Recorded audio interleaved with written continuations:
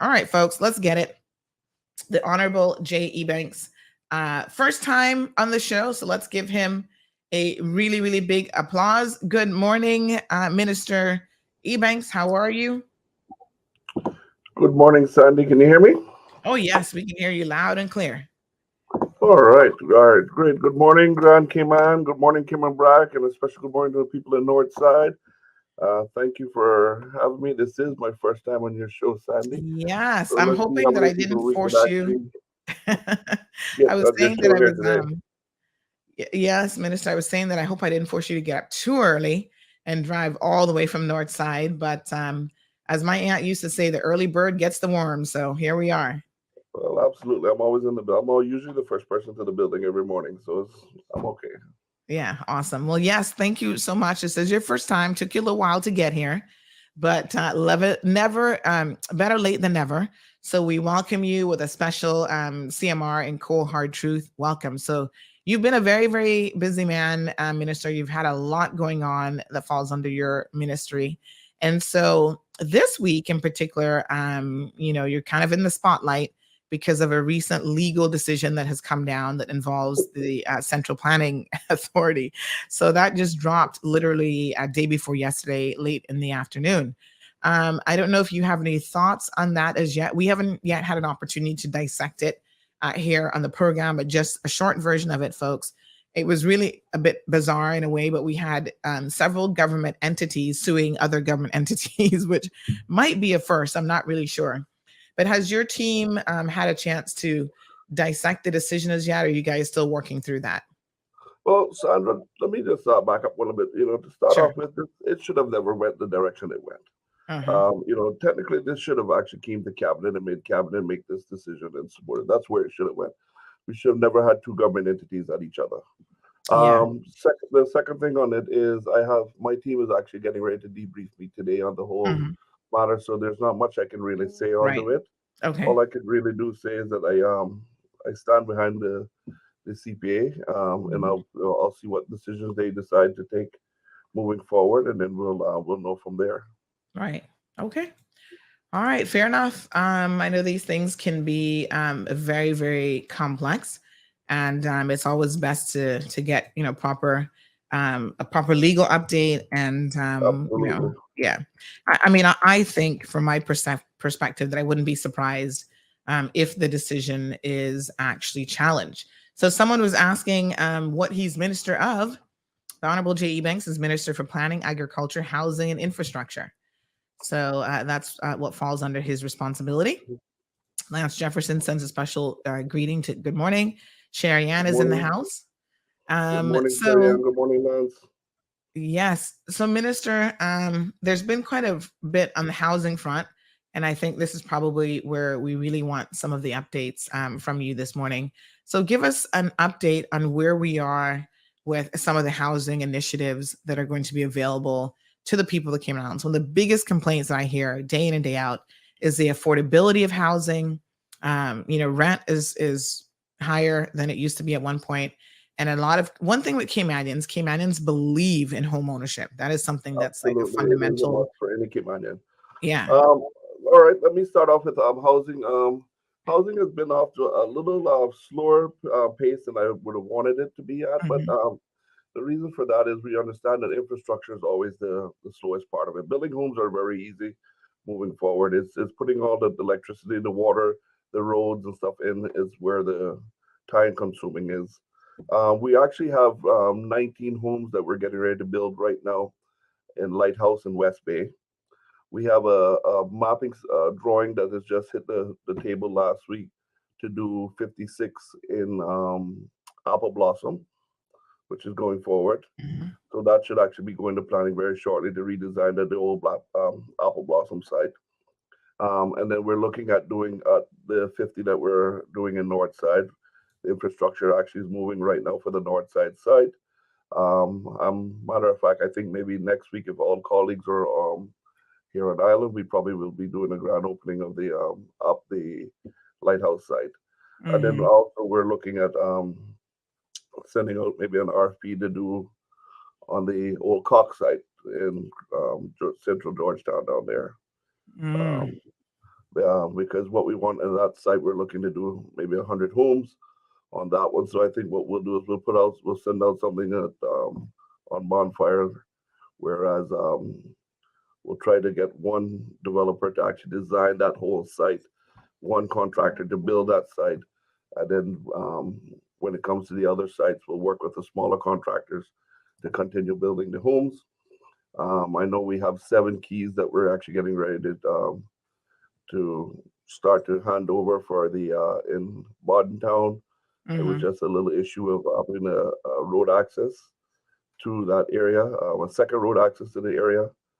Cabinet actually just approved that just yesterday, just added. So that is no longer the problem. We're getting the road Mm-hmm. for there. Um, we have about 9 people, I think, that have taken the opportunity on your Build on Your Own program. Mm-hmm. So we have those that have their own property that is applied to get the houses built. And I must congratulate the board because they have been able to keep the cost of these houses down, even though a lot of people have said that this newer design to these homes are going to be way out. They've been able to keep them under 180,000. So the threshold has actually been met pretty good. Mm-hmm. Um, we have several of them that we've actually sent over to some of the banks now for approval. We're just waiting back to hear from them. And there's been, I know the numbers right off the top of my head with the north side one because I keep up to date on that one. I know about 22 people have been approved for that site already. Mm-hmm. Um, I think that the 19 in West Bay has been actually been already sold out. Those have been already pre-approved, and so it's just a matter of getting the other ones in Apple Blossom, which is actually in Miss Wilkes area, Kathy Wilkes area, getting them going. But then we're actually looking more land where we Mm-hmm. could actually try to do some housing and maybe the prospect to Newlands area also. So I think we probably need to have the National Housing Development Trust on so that they can tell us a little bit about some of the details of how people can apply and what some of the qualification criteria are. But you've got a couple. The bottom line then is you've got a couple different sites that are being worked on now, and Yes. in addition to that, you've got future plans, provided that the infrastructure issues can be addressed, to have some housing projects in some other kind of key areas as well.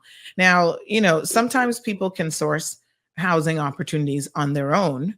They just need assistance with whether it's like a bit of a reprieve from the stamp duty or some help with financing.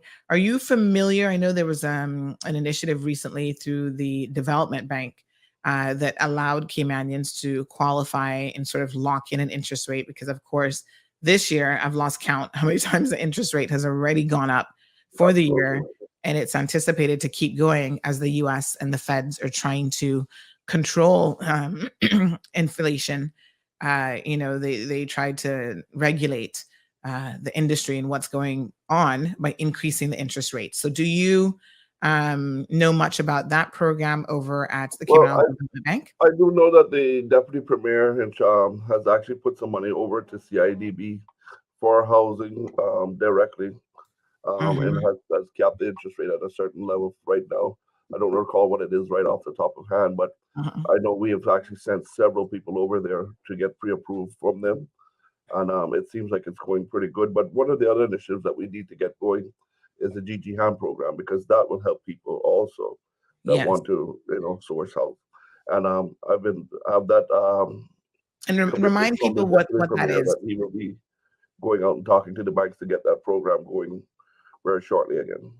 Yeah, can you just remind people what that is? Because it hasn't been up for quite some time, and people may have forgotten precisely what that program entails. Well, it is like it's basically the housing guaranteeing the not or the government it's a government guarantee housing program where we help with the depending on how we actually change it could change a little bit is because I think what we need to do is I'm finding a lot of people are dropping below a certain threshold Mhm. and we may need to be able to help them where we can assist them with a certain amount of money for their first. 'Cause the problem is that a lot of people are having problems putting up that deposit, that first deposit, Mm, and that's mhm. where that DG Ham would come into effect to help them. to get into guarantee and almost to guarantee their mortgage. Government almost guarantees their mortgage for them. But there are about 600 people that are registered with housing directly that I know right now. That's just housing that are looking homes. And there's a threshold that are certain some people that are falling in a certain bracket that don't even meet that threshold for housing. So Mm-hmm. I'm having to come up with a different idea of how to maybe housing will have to get into the to the rent to own program for these people to be able to afford to be able to get housed because I am the minister for housing and I want to make sure that to me the most important one of the best things that Kimani can have is his home, and Mm-hmm. I am guaranteed to try to find out that we make sure that we find a way to get every Kimanian in a home and be able to afford their home somehow. And for some of those that fall below that threshold, the only thing I see we can actually do because the banks don't want to take the risk with them is maybe we have to put in some money and we have to go into a rent to own program. Mm. And just talking about housing, just to let the people know that this is a new initiative that housing will be doing now. But housing will also, and this is breaking news on Sandra's show today, Mm-hmm. housing will be actually starting to do housing repairs also now, moving forward too. Okay. And So, that's also going to be done through the National Trust? not National Trust, but it will be in concept with the NAU program. Oh, okay. So That's we'll be interesting. working together, and then we've heard so many people that applied through the NAU service too that needed help with the from the Grace program that we had put in place there, and there's still a lot more. So this was just a way of housing getting in there now to be able to help them. We've got the contractors, we've got the project managers to help.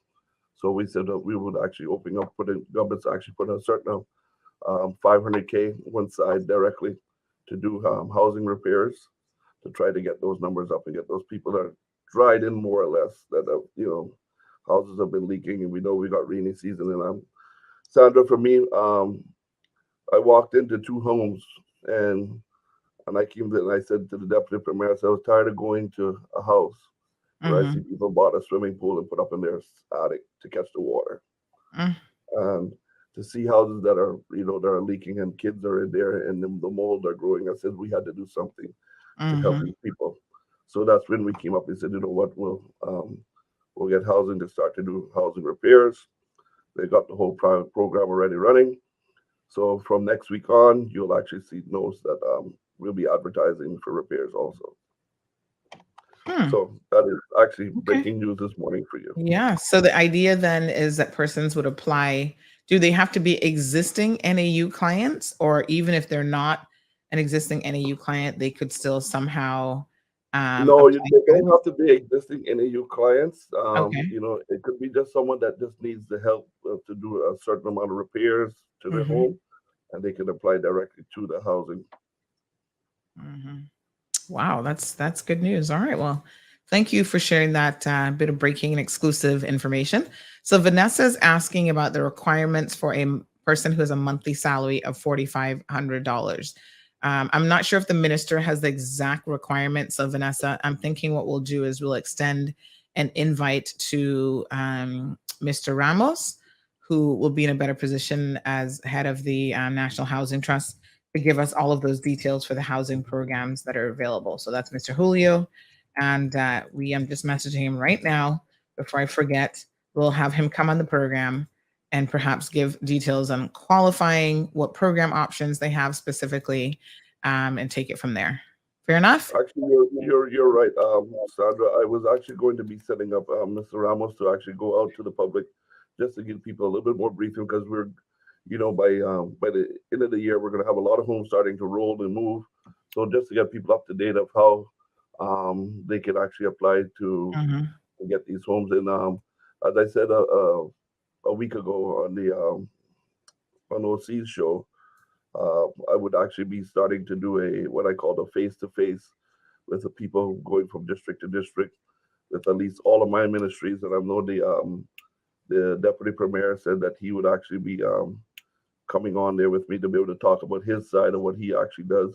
and I'm Hmm. pretty sure that some of the other ministers would actually jump on board with this so that we can go. It's just a matter of getting back out there, facing the people, hearing what what goods we've done for them and what they Hmm. see that we need to improve on, or what do we think we need to do. Yes. It's just interacting back with the people. Absolutely. So Sherry Ann says J. Ebanks is the MP who always answers his phone no matter what. Northside community should be very grateful for the good productive performance. He's doing a great job. Keep the good work up for your amazing. And then unfortunately it got cut off. Miss Darlene is asking how can most Caymanians going to pass the threshold if the minimum pay is so little? Have you had a chance, Minister, to review the recent? I know it's a massive document, but the information that came out of the statistics office for the oh gosh, what's it called now? For the survey. Yeah. Yes, that was done as it relates to to minimum wage. What percentage of Caymanians are at that minimum wage threshold, and who is it really impacting? Sandra, to be honest with you, it is something that the government needs to really look into. Um, it actually, I don't want to go there and throw any numbers to have the government binding to anything, or they said, well, we should have a discussion about this before, because that's something really the premier should be talking about. But it is something that the government really needs to look into, and I do realize that a lot of people, a lot of Caymanians are behind there, but it is below the threshold of what the minimum wage is. But is it something that we just put minimum wage straight across the board, or is it something that we look at by sector, and said that certain sectors are here? There's a lot of questions, because with minimum wage going up, also starts to put up the cost of food and the cost of living and everything else that will be passed on, because we know the consumers are definitely not going to want to eat that cost that they're going to be passing on. Right.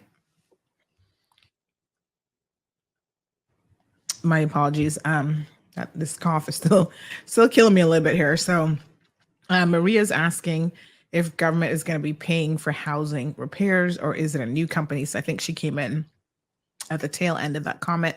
So if you could just repeat that again, for us, Minister, about this new initiative as it relates to housing repairs. Yeah, it is a government run initiative, and as I said before, we've put 500K one side to actually go into and be able to help in housing repairs. It's just started. We're getting ready just to roll it out next week, actually. So it's the first time that anyone's actually hearing about it, but we're talking about it right now. But it was just to be able to help those people that really in the need of help, that just could not find that the resources or the finances to help with repairs to their homes, or leak those that are leaking, or just be able to get your house safe for hurricane season. All right, we've got Lily, who says that she applied since Storm Grace, and she's had no luck with her MP. Sherry Ann asked who's her MP.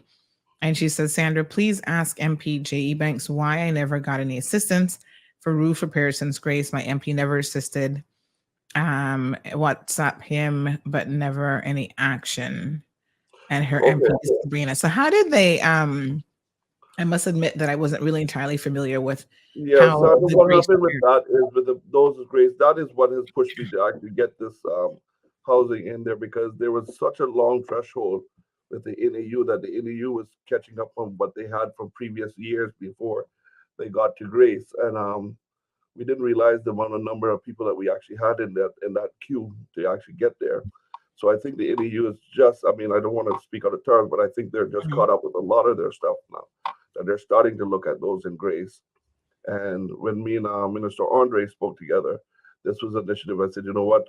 E-bikes from the west, e-bikes from the north, we come together and let's knock these housing repairs out that we have Mhm. outstanding, and get these in, get everybody dried in that are left. So if she is on that list, maybe what she could do is apply to the national housing now, and then what we could actually do is just let NAU know that national housing has her documentations, and we'll be sending out a contractor to look at her house for her. Mm-hmm. So we're Okay. both it's both of us are working together, NAU and housing. And housing. And another person sent in a message via WhatsApp, a question. They said, in terms of applying for the home repairs grant, is it an actual grant? Is that what we're calling it? But they said, do they have a salary cap? So, what are the criteria then for people to qualify for this, and what sort of documentation is required Now, are we talking about for the homes, or are we talking about for repairs? What was that? for repairs? For repairs. Yes. Um, So this new with, initiative. well, there wasn't any. I don't think we had any cap on it to say, well, who it was actually helped for. I mean, you know, I assume that when the contractor goes out, we're not looking for people in Vista Del Mar and those areas to help, right? Um, but it had to be at least, we were looking at those that had families, kids, and stuff like that first. What kind of Mhm. damage was done to the house? What the living conditions? If there was a house that has a family with kids in there and there's mold and growing in the house, those people would get the priority first. Number one, leaking houses that have a lot of leaks in there will probably be more priority number one to get them all dried in. But again, I don't want Mhm. to speak on the terms because that is it's something that it's a board matter, so the board will actually have to determine how they proceed to move forward with it. I'm just assuming from talking with them, this is the way that they will be looking at it. Right. So if it's being done through NAU, is the application process still going to National Housing? Because you said the board, so I'm just a little bit No, confused we're about. working in combined joining together, so you can actually Okay. apply to national housing, or you Uh-huh. can apply to NAU service too. But what we do is once you come into our system, we'll send your Uh-huh. name over to someone. We're not getting people both going here and going here at the same time, and we got two different contractors trying Okay. to take advantage and remodel the whole house. So Uh-huh. once we mark off your name off of the list, your house has been done. Your name will go over so that NAU knows that you have been. This is what has been done to your property, Uh-huh. and it's been repaired, and so that then you don't go over to NAU and apply, and then NAU comes back and send someone over to do your work too. Uh-huh. We'll be definitely working very closely together to make sure we're getting everything. But you can apply in any direction that you prefer. If you're already in NAU, you can stay in that queue. If you're not in there, then you can apply over to housing. If you Uh-huh. feel that you're not getting any assistance over that side, you want to come over to the housing side, you can do that, and then we'll send over everything else back to NAU, letting them know that we'll be assisting you with the housing repairs. Uh-huh. All right, very good. So Carmelie has just joined the conversation. Good morning to Carmelie. Questions, folks, 936 2626 is the regular phone number. And of course, you can send your messages via WhatsApp as well. We are pleased to have in the studio this morning the Honorable Jay Ebanks, who again is the MP for Northside and Minister for Planning, Agriculture, Housing, and Infrastructure.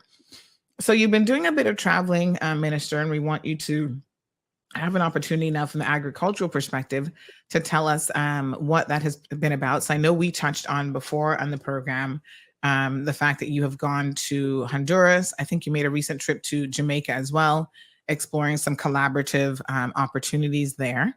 I do see Miss Maria is asking a question. She said, are different contractors being used, or is it just one company that these repairs will be referred to? The housing program has about 20 or 30 different contractors that they use. So it would be one of their contractors that they have been using for the past because they've actually scored them and they have a good record with them actually be able to do completing the jobs for them. Okay, so they already have a pool, Maria, of contractors that they work with. Jonathan says to build a house today, it's like $165 a square foot. So if anybody wants to build to keep to code, that's going to be the minimum. Yeah, it seems about right. All right. Good morning, Mr. George Fullerton. He says he's here, better late than never. So going back then to our So question we about were talking agriculture. about Yes. the getting into agriculture, going into the Mhm. Jamaica trip, the Honduras, and the whole works that was there. I know. Yes. Yes, we have actually been doing a lot with going back to Jamaica just to see how we could actually tackle food security for the country. because Jamaica is our closest neighboring brother, and how we can actually improve our agriculture sector here, Mm-hmm. um, and learning a little bit from Jamaica because they have similar soil to us, even though they've probably got a little bit better infrastructure with when it comes to the agriculture section because they at one point they have had to start all over and say, listen, we got to grow what we eat. They have a great program going over there, and I think it was easier for us as a team to kind of learn from them than trying to sit down and reinvent the whole wheel over when it came to agriculture and food Mm-hmm. security and be able to grow products over here. One thing that I'm really pushing forward is that we've seen a lot now is container farming and warehouse farming because hydroponics and it is actually the way to go. It could be a little bit expensive to start off with, but Mm-hmm. I've asked the deputy premier, and he's actually looking forward to putting some money into Kimana CIDB again to for farmers to be able to help assist them to get them up and going into certain areas of farming that we would like to see going. Container farming is probably one of the best because we don't have containers. You can put them just about on any property. You Mm-hmm. don't have to prep your property. You can control the environment. You can it's it's free from pests. It's free from it's organic. It is the best way to grow anything, and a lot of the stuff you can actually grow all year long because you can Mm-hmm. control the environment, the temperatures from inside of there. Um, it's Interesting. something that I want to see rolled out within the schools also. Mm-hmm. I'm trying to see maybe if we could probably get it into the first two high schools to get it Mm-hmm. going to kind of get the kids more involved into that direction. We're also looking at maybe purchasing a container to for the society to actually be able to put at the grounds down there so that we can actually have a training course for farmers to learn how to go into this because the the days of farming of getting out there pulling the bush and people thinking of in the hot sun and then hoeing and all this other stuff is totally gone from what you can actually sit behind your desk and look at your phone and basically control every single thing when it comes to growing it in a container, and you're going to grow it as fresh as you can get and as best as you can get. And the savings from it is going to be best because it's less waste in that, and the cost is actually less of time consuming from what you're going to put out there.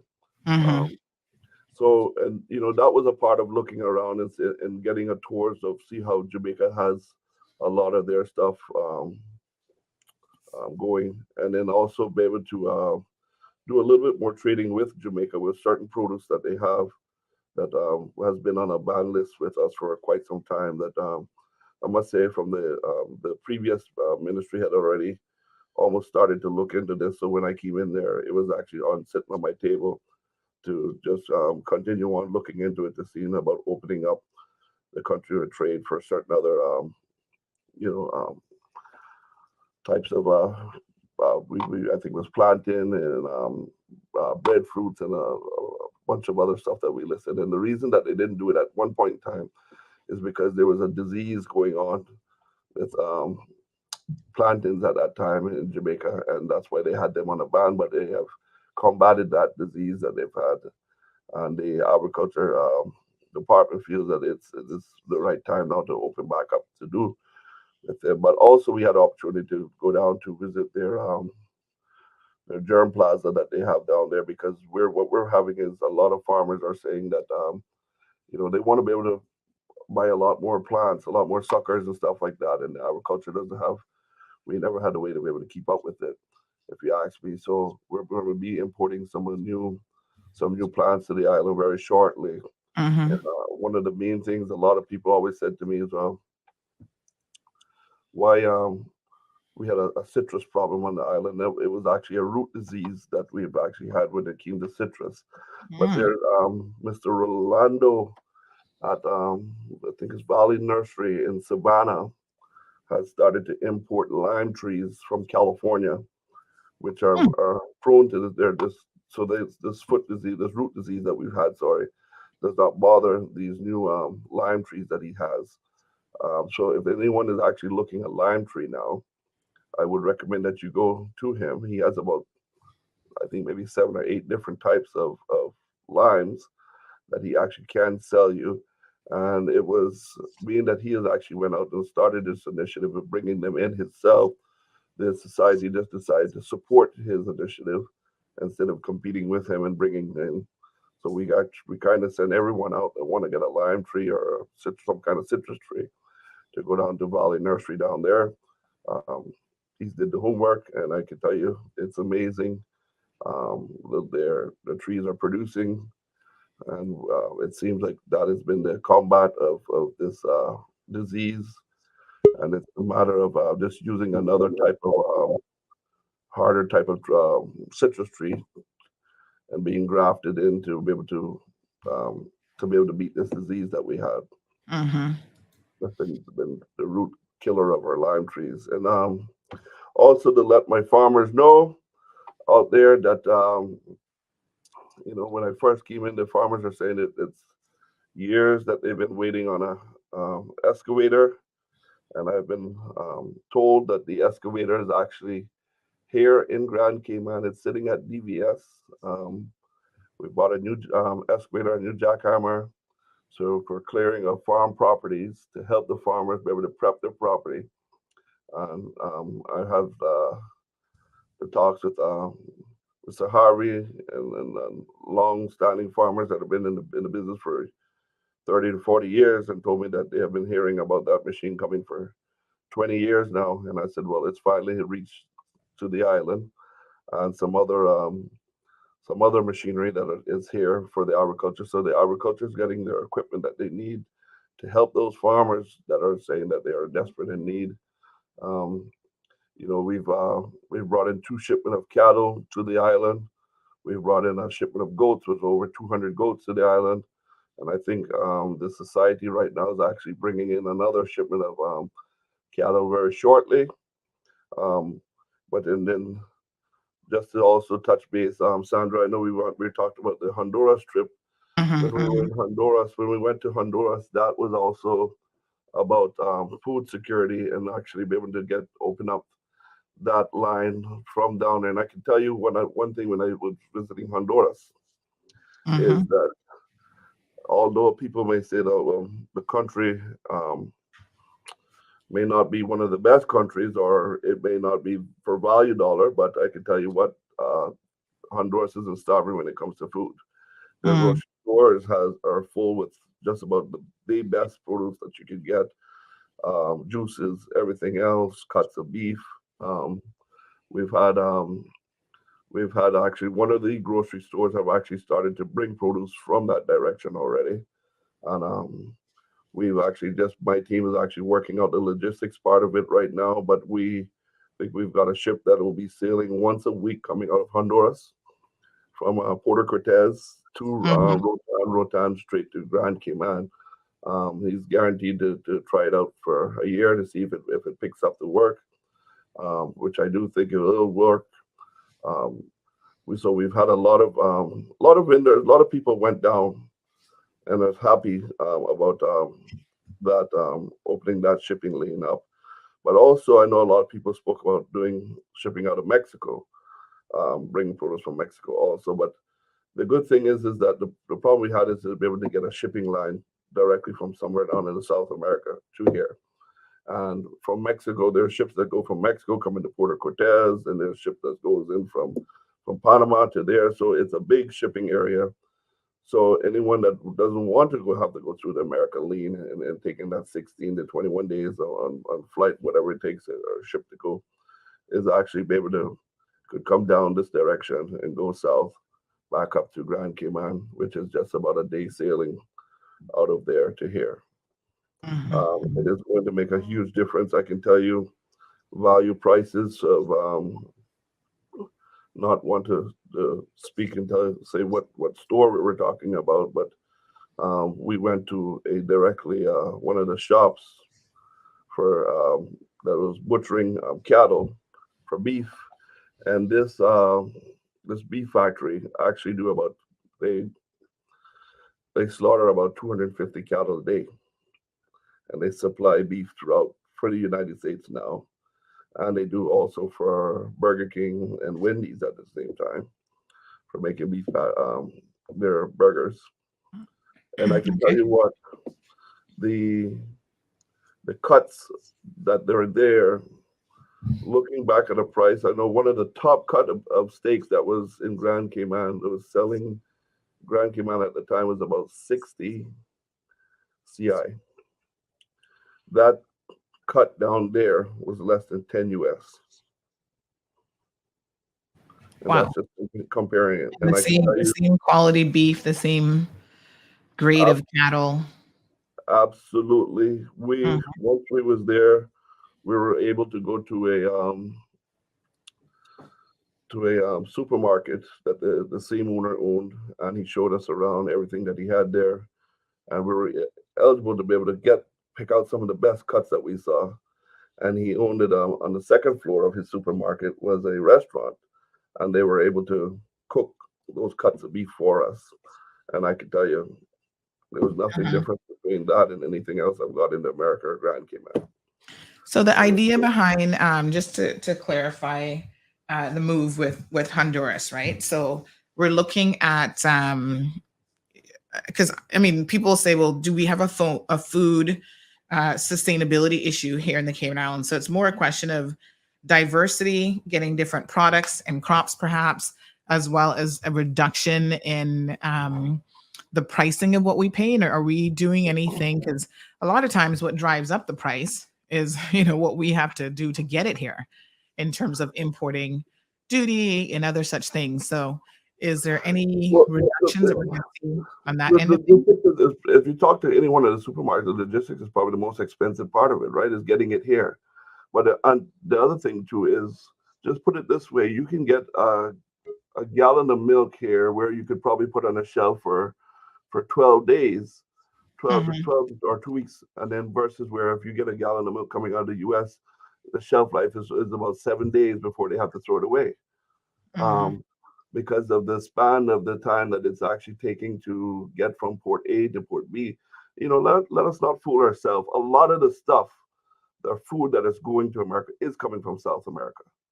The big merchants are actually buying up a lot of the land. They're growing the produce down there. They're raising the animals down there. They're doing everything down there because it's cheaper for them to do it down there, and then they're shipping it to the U.S. So what we're getting is we're getting all the produce crossing us and then coming back to us. So you figure anything is usually on sailing, you know, at least 12 days from what I've been told from some of the supermarkets before they're getting it. Um, I know a lot of people don't like change, but mhm. if we want to be able to say that we want to be able to do protect ourselves and have other options, then these are the doors that we have to knock on to be able to do that. And Mm, it's going to take people to have to make a change to be able to say, I know something worked for 20 years for you, yeah, but mhm. now you gotta go and make new friends with someone else in South America to learn that there. But the one thing that we wanted to guarantee is consistency, consistency, consistency. We had to Yeah, make sure that the whatever you quality. got, they had to Yeah, be able to deliver that on time when right. we needed it, continuing. And Yeah, everyone we spoke to down there was actually on board with be able to supply yeah. us. And anyone that we actually went to was already supplying the United States at that also. Mhm. Because of course the local, grocery providers and stuff that we have spoken to here, they've said that is one of the biggest reasons why they have, I guess, maintained their connections with the U.S. market, is that they never have an issue getting what they need. Because they've got relationships that have been established for maybe 25, 30 years or even more, depending on how long they've been in the grocery business. And even if it might not be, because everybody has had chain supply issues during COVID. So even if it wasn't like a particular brand, they've got buyers and resources where, if they had to route a shipment through Mexico to be able to get it to Cayman, they had those Yeah. connections, those reliable connections. So as you say, reliability is very, very important, because if people Yes. can't get the products when it's needed, we've got, empty shelves and those types of Well, supply issues, then it's a problem. just think about it right now. We're having that. They're having that problem right now with some of the people that they're dealing with. They've been dealing for 20 years now. Yeah. Well, I There's mean, certain things that you go, you listen, can't find on the shelf. yeah, Let's it's not fool it's ourselves. Remember when we were trying to get our stuff out of U.S. with our face masks? Remember when they turned the ship around that time and brought it back in there because they weren't selling things, right? It's only yeah, a matter of time when some people get where food security becomes their issue. They got to take care of their mhm, people. yeah, So for having a sure. second option is never too bad. No, no, no, for sure. Now, of course, one of the concerns when we start to open up additional routes is there's always not just the reliability factor, but how are we ensuring, operating from one port to the next, that other things that we do not want enter country, such as drugs, are not, and not just drugs, but even unwanted pets. The iguana problem that we have here in Cayman, the green iguana, is not something that's native to the Cayman Islands. That is something that was imported, and I understand that the route that it most likely came through was actually through Honduras. So how do we ensure the safety of our products, that we're getting top-notch quality, and then in addition to that, that we're not importing anything that we don't intend to import as well? Well, I think most of the stuff that we already looked at is already USDA approved to go to the Right. United States. So if it can go to the United States, I'm pretty sure it can ship directly to here without any Mhm. problems. Um, as to talk about the iguana, I've been pretty back then when the iguana got here, it was coming by a small vessel and someone probably brought it as a pet. And that's how it got in here at the Mm. time. But the war on drugs and the war on and guns and coming in is something that we just have to deal with, Sandra. We got to make sure that we have a strict port. We've invested in our new scanners coming into our port. So I've actually had a one-on-one to be able to see how they actually scan every container going through, that's coming off of the port going in there. And I must say, I think I must applaud the deputy premier for pushing that initiative and getting that scanner up and going. It has been working flawless. It's been great. I think so. It's like anything else. We got to continue improving. But do we allow that one thing? I mean, let's go back to when we open up cement. That was the one thing that they said about cement. That's why we could. That's why they didn't want cement to be open up nowhere else. Mhm, mhm, Or because once if you started to deal with Colombia, and then on Honduras and other places, there was a potential that drugs could come in there. Well, there's potential that drugs can come from Mexico, anywhere else, Jamaica, any other countries. What's the difference now? What's the difference with the United States? mhm. It is us to secure our port here to make sure that anything that comes in here, we receive it, we deal with it here. So it doesn't Absolutely. care. I don't care where if it's coming from Timbuktu. We got to Mhm, make mhm. sure that whatever's coming in here is going to be secure. That's coming in And and dealt everything with the is right checked. way. Yes. Yes, Good. absolutely. Anything that passes us by is a shame on us. Mhm. Because our port is our number one area that we should have secure at any given time. Very true. All right. Good morning to Shirley. She says, good morning. Perla says, I applied to NAU a few years ago and they wanted a lot of information from me, like what's my ex-spouse's name? When was I divorced, etc. I was so frustrated going there because of these personal questions. I talked to an MP and sod. I don't know what sod means, but um, Sundance. sorry. I assume that's Oh, Mr. maybe she Saunders meant you're talking about. Saunders. I talked to an Yeah. MP and Saunders, maybe, yeah. And that should not happen. Why isn't you asking all these questions and they give a hardship to us, most Caymanians, to get the real help we need? So she says in another note, they're always saying that you're missing this and that document. And if they have a list of recommendations to support the application, that should be more efficient. So I know that NAU is going through a significant overhaul.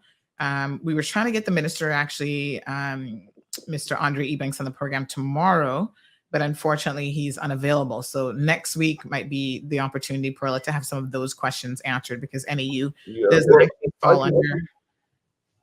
Mhm. Sandra, I can do tell you. I know Minister Andre has been working very hard with NAU, and there's very shortly you guys are going to see a huge change when it comes to NAU to making Mhm. things a lot better, streamlining it, and Yes. just getting you in and out of the door a lot quicker. And I'm telling you what, I am pleased with what I've seen Mr. Andre done. I'm very supportive of it. I actually can't wait to actually roll that to see him start to roll the system out and getting it down to the house. for us to actually show our support behind him with what he wants to do there. But I won't get into depth because if you say Mhm. he's on there next week, he'll definitely cover what he thinks he can cover to let you guys know Yes. right away. Yeah, so Perla, definitely there are some major changes coming. They did have a press release in relation to it last week. And so we hope that next week we can go through some of those details with a real fine tooth comb.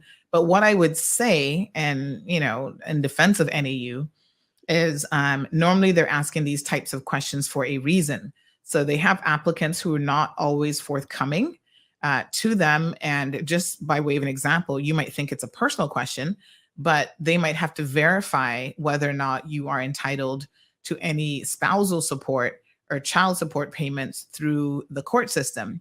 And the only way they can know that is by getting the name of your ex husband or ex spouse and then cross referencing that with those respective agencies. So I think a lot of times it's just to verify information and to confirm different sources of income, because you will have people who go into NAU who are unemployed and say that they need assistance because they're unemployed, but yet they're getting an income from somewhere else. They have rental apartments, they have an ex-spouse that's paying them thousands of dollars a month or whatever. So when you have to utilize services such as NAU, you can expect personal questions, is what I would say, Pearl. And it's probably Mhm. not that unusual for that to happen across all jurisdictions in the world. It is what it is. So Jonathan is saying, I'm hoping that they can double the amount of fruit trees at the next agriculture show. So when are we having, do we have it confirmed that we're going to have a next agricultural show? Would that be next Yes, year, the early next next year? agriculture show will be on our Ash Wednesday, and I can tell you guys that the society is actually just starting to put together a new, fresher team, Okay. and we are going to be looking at a different approach. This agriculture show is going to be a total different show.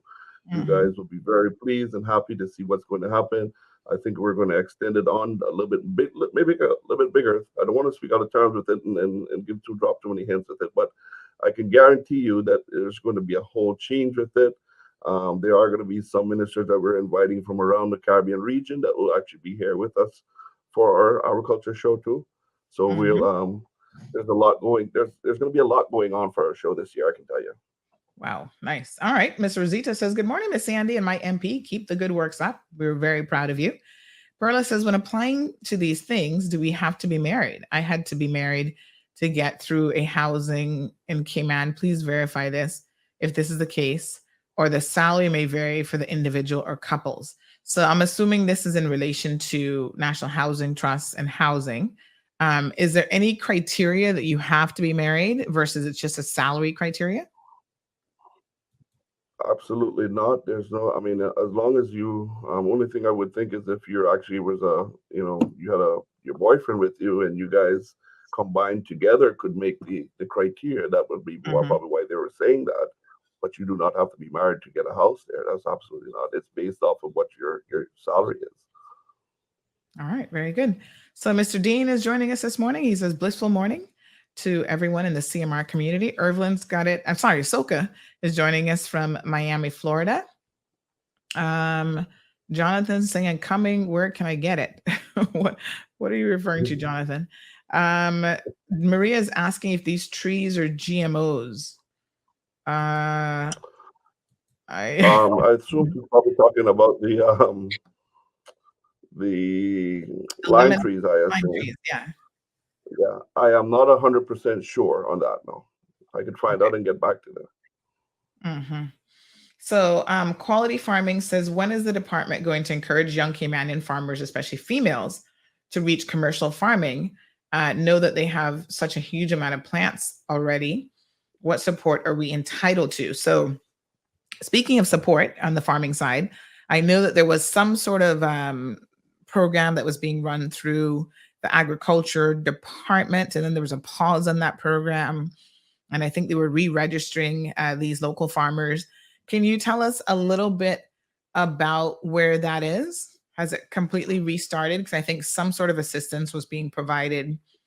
They could get like free soil and other stuff. I Yeah, only know so a little bit about it because my husband does backyard farming.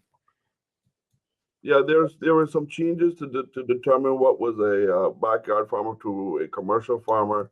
And then we Mm-hmm. had an initiative going out where we're trying to get as much database that we could get on there. So now we've launched out a system where hopefully very shortly we can actually invite you guys into so that the media can see it. But we can actually click on time on live and be able to see any farmer what they're actually doing at their farms and be Mm-hmm. able to tell you exactly how many trees that farmer has on his property, what type of trees he has on there, their whole database, so that when we know if we get someone that calls in and says, well, they're looking for tomatoes or something, we can send them directly to this one. Mm-hmm. One of the other things that we're running, a new program that we're running is our initiative, is our egg program that will actually be running very shortly. We figure that we can actually, egg is probably one of the quickest things that we think we can sustain ourselves on the island. So the government has pushed a lot behind this program.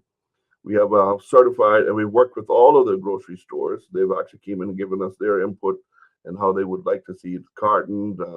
We're bringing in the expertise to show the farm egg farmers how to handle their eggs and the whole and what else help supply them with any type of materials, washers or freezers that they would actually need to be able to hold chillers to keep their eggs in, and roll this program out very shortly. And I think we can, when the program hits the market, we think it could actually probably do about 30 to 40% of what we actually bring in right now. And once it actually gets going, we think we can actually, within a year or two, we'll be able to hit that 100% mark where all of our eggs will be able to be locally grown here. We won't have to worry about importing any eggs anymore. And the cartons will be is very nice. It has a Cayman logo on it, and it actually has a little logo where the farmers can put their farm logo saying which farm it actually came from and Mm-hmm. barcodes and everything else on it. So the grocery stores have worked with us and said, hey, this is how we would like to see it labeled and how it Mm-hmm. worked out. And they're happy to get on board to push this program. I must thank them. They from the get go, they have been excited and helped us with it, and we look forward to rolling that egg program out very shortly. Um, there's just to get back on the other one is we actually do training courses. We've been putting on a lot of training courses for backyard farmers, and I've been positive results on it. A lot of people have been asking me to, hey, can you put on another course in this? Because they've learned so much when it comes to backyard farming with these training programs. Mm-hmm. And one thing I've asked the society just this weekend and the agriculture department is I've been getting a lot of younger ones that want to be able to go into the butchering side of it. And they said, we want to learn, younger kids want to learn how to do the butchering.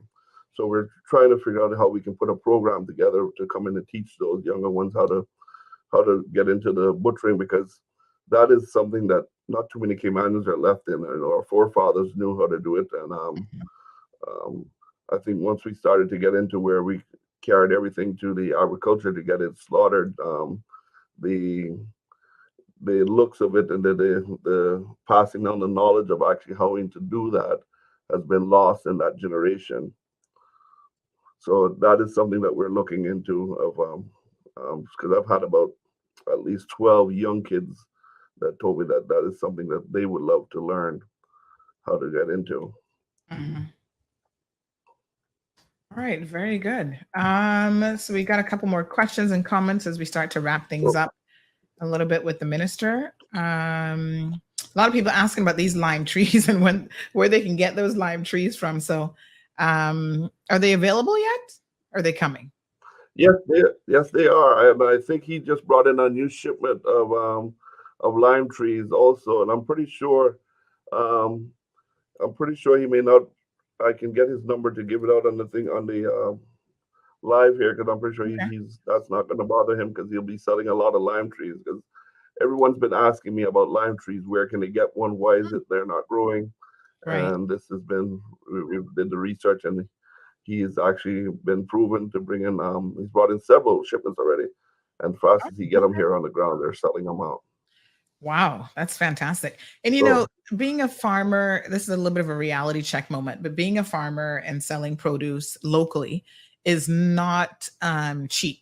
So I just want to remind people that when we talk about, supporting local farmers, and even the local farmers that are out there, they know the cost involved in bringing a crop to fruition, and they have to price it accordingly.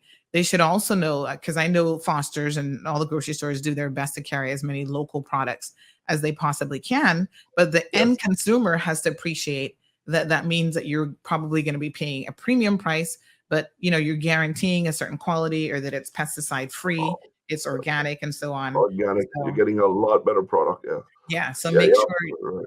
yeah, make sure you definitely keep those things in mind, folks. Sandra, And one thing that also wanted to touch base on with when it Mhm, came to farming is we I've been one thing I've been working on is that farm lease program, and our property up in East End where has been purchased from I think about 20 years ago, and mhm, we have our lease a farm lease policy just about ready to go rolled out.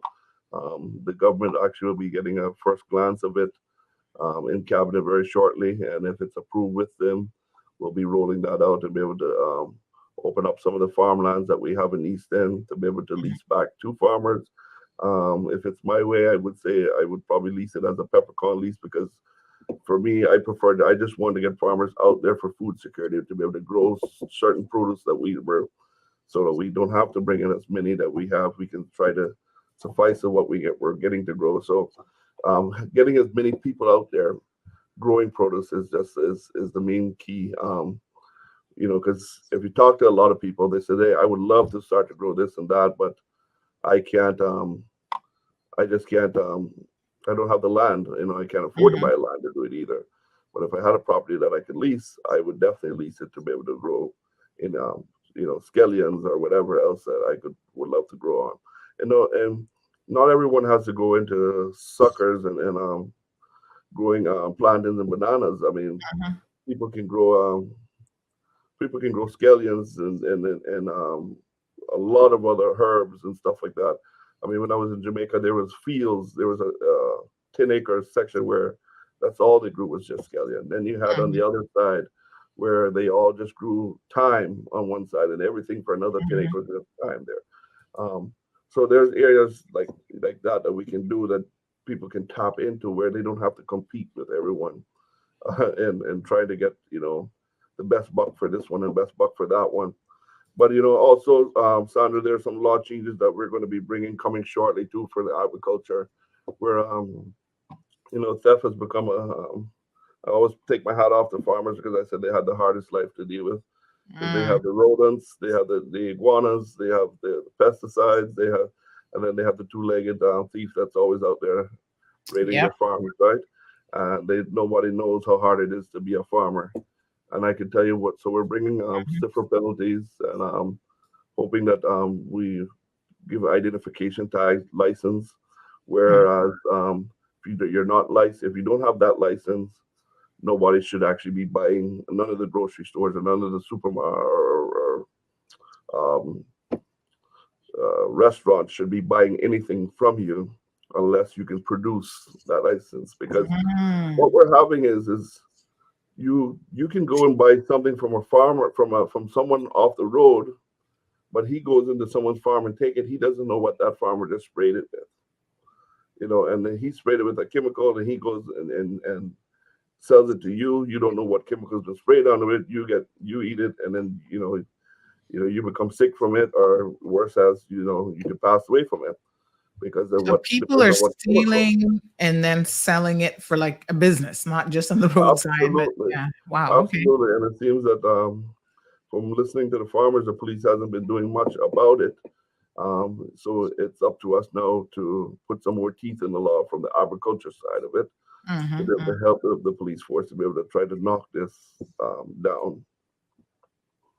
So that will be rolling some definitely big changes out in the farm for the farmers very shortly when it comes to that. Hmm.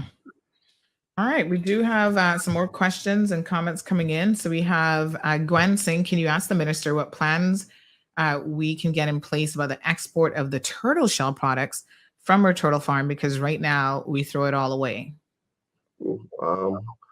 I'll have to pass that on to the premier and ask him to answer that because as far as I know, I think there is some It's treating a ban world ban, between I the think. world ban about trading of love turtle shells. Yeah. I don't think there's anything we can probably do about that, No. Gwen. And I think Soka confirms it when she says they won't be going into the US exploiting endangered animals is a no-no. Yes. Yeah. So remember, Gwen, that although we eat turtle meat, that is still a very controversial product around the world. But there Hmm. are other aspects of, I guess, turtle harvesting or farming or whatever that would not be permitted because you're not going to have a market for it outside of the Cayman Islands. And if it's an international ban, we might be subject to that as well. Absolutely correct. So Anthony says one concern is the quality standards approved and acceptable. So I think the minister has addressed that already in terms of food imports. Miss Darlene says, Sandy, the minister is right. The USA gets the majority of their produce and foods from places such as Jamaica, Honduras, Costa Rica, etc. And then we purchase the same from the US, source them directly, and save money. So hopefully that will be the idea. Perla says, do you all know that iguanas are vegetarian animals? It's a healthy meat, but everyone knows that Honduras eats it. So I think we're well aware because they're always eating our fruit trees, as George rightfully says. Yes. They eat his custard apples and mangoes, hate them. Yes, listen, anytime we see them around here, they're always in Marlon's garden, child. And I almost stepped on one. I think I might have stepped on him because his tail Yes, I detached. saw that. Oh my God. Give me the bejeebers. But Uh, yeah, so where's Denny, by the way? I told Denny he needs to come and find that juvenile iguana for me. We need to keep up the iguana culling because it doesn't take much for them to resurge. So El yes, Rey yes. is asking if Ash Wednesday is going to actually fall on a Thursday next year. Is it a leap year next year? Why would it fall on a Thursday? I'm not sure. Then do we As far still as I call it know, Ash Wednesday? I'll have to look at that to see. But as far as I know, we're running Wednesday for the Ash Wednesday. We'll see. Soka says they also eat agoutis. Iguanas eat agouti? Really?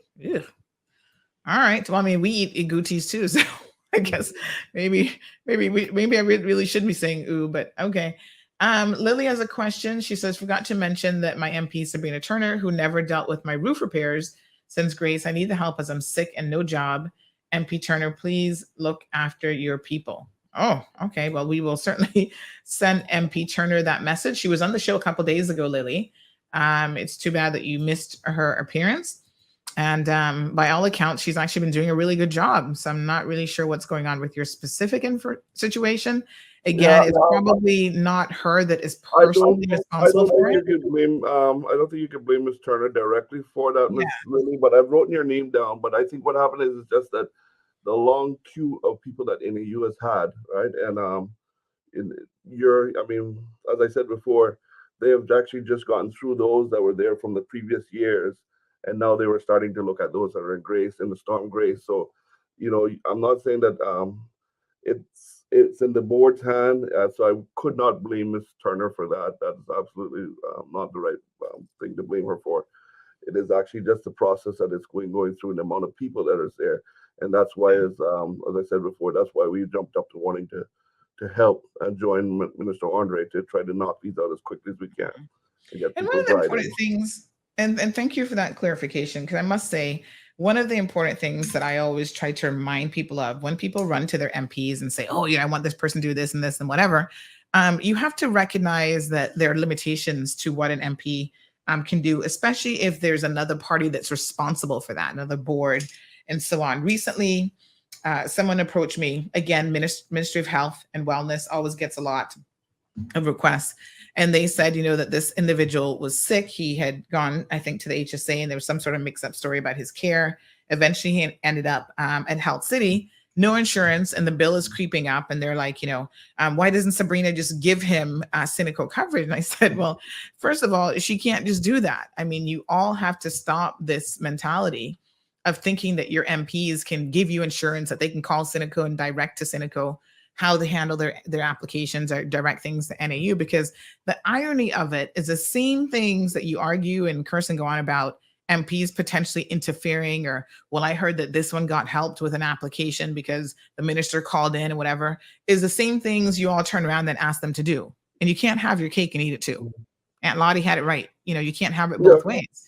So there Right, has and to be a delineation between responsibilities. So if NAU has a process, an application process that you have to go through to receive those particular benefits, that's the process. And the person said to me, well, this minister from West Bay, called and she said, yeah, she's going to fix it, blah, blah. And I said, again, this is where sometimes new ministers, or not ministers, but new MPs get really overzealous and they think that they can do this and they think they can do that. This person's my constituent, so I'm going to make a big stink about it.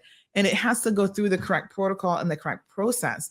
And the last thing you want as an MP, and I'm actually talking to MPs right now, is to make your constituents believe that you have such powers as being able to get them Cineco insurance, being able to get them NAU assistance. They have to go through the exact same process as absolutely, everybody else in this country. absolutely, you're 100% correct. You're 100% correct with that. And another thing that a lot of people think that MPs has the magic wand for is hiring of be able to get Civil them a job servants, and yes. in there. Yeah, And that's far from the truth. We do yeah. not have no. If we actually, if that was the truth, I can tell you, we would actually be probably in debt because every MP would be hiring everyone that they could put in this building. Yes. Yeah. And there's good reason why you don't want that form of nepotism. I mean, there's a potential Yeah, that some of it happens in any event. So, the rules are there, the checks and balances are there, folks, for a reason. So stop trying to, just because it's now going to benefit you, stop trying to step and blur the lines, right? So in this country, we want to talk about accountability, good governance, and all of these things. It has to apply in every single situation. So yes, this poor man is now, his bill is going up, whatever, but the correct protocols have to be, she can't just make a phone call and be like, oh, give him Cineco coverage. There's lots of questions that might have to be asked and answered before we even get to that stage in terms of, what his assets are and other stuff. He's getting the care, and eventually somebody will have to pay for the bill. And I'm sure that's going to be sorted out because, trust me, physicians get their money at the end of the day. Miss Sue's asking about Foster's chicken costing so much. So maybe we'll send that through to Woody. Thank you, Miss Gladys. Debbie's here. Al Ray, he's a joker this morning. He says, will the eggs be expensive, more expensive than the foreign ones? Emphasis on egg expensive. Debbie says, let's start slaughtering animals and become vegetarians. Her and Soka are going to be best friends after that comment. And Perla says, I think a few schools are doing some planting of veggies, such as sweet potatoes. Prospect was doing it. Not sure if it's still ongoing. And I think that that's a fantastic initiative, teaching young people how to, because there's so many things that you can do. You mentioned, Minister, earlier in the program about using containers. Even in your house, you can have little grow boxes. You can do hydroponics, in a kitchen. yeah, You can grow your herbs and seasoning, and outdoor absolutely. gardening is a little bit different, but you've got to contend And with. some of these stuff here, I'm actually going to be tasking the agriculture to start to be able to bring in so that we can actually help those that want to do backyard farming to be able to put, they can come there to buy it. Because that's another thing is that Mhm. people say, well, we would love to do that, but we don't have no way of getting it, or do we just buy it from overseas and bring it in? Mhm. Yeah, so we're looking into be able to carry some of these things that you guys can come there directly to get them and help set Right. up, but then also maybe get a quick crash course from the agriculture department on how it's actually run, and what's the best way to actually Mhm. continuing to get your bang for the buck out of it, the best out of it. Um, there was another question I saw popped up there. Mhm. Um, We've got some Shirley who says that she's recently started backyard farming. Very good. Ms. Vernita, stick that question until hopefully next week when the NAU folks come on. Was it about the eggs?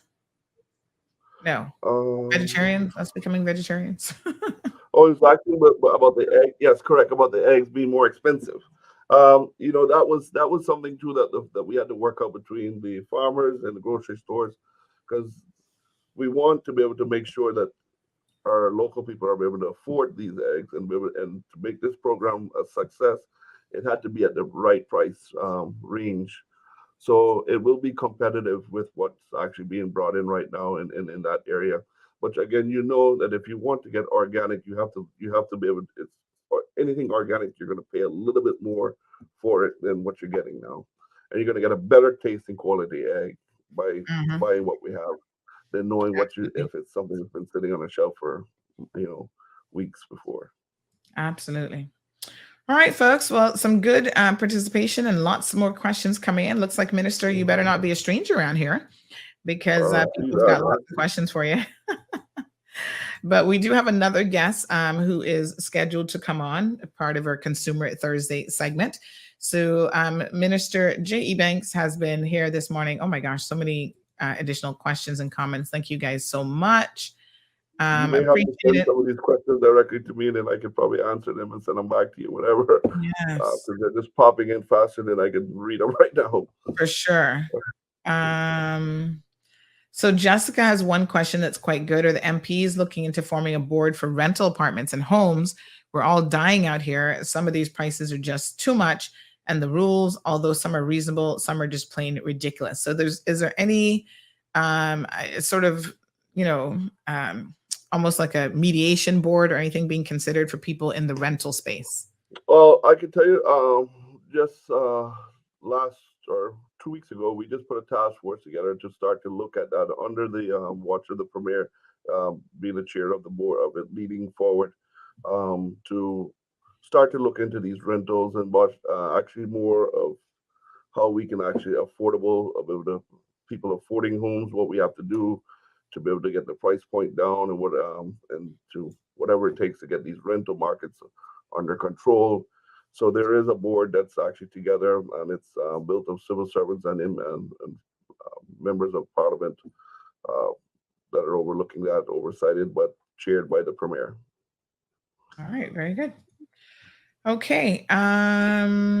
Thank you. Anthony says that's for sure long overdue. I think he was referring to your visit. So he'll be back now that he's gotten over the initial hump. He'll be back. CC says, as a seaman and an ex-police officer that has served for many years, the least they can do is give him the referral to Health City because in this case the HSA was negligent. You gotta be careful with those type of words. CC, the HSA might send you a letter. Who sends a senior with a blood clot in his knee home, and any blind person can see he was in major pain.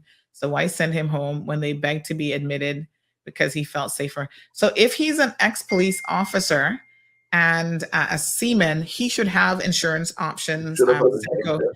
Yeah, he should automatically have insurance options, probably for life.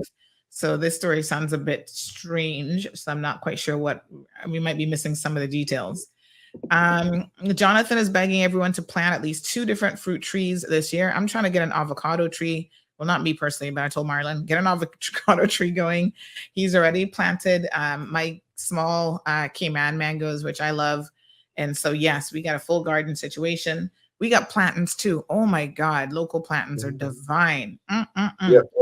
They are. Suzette, good morning to you.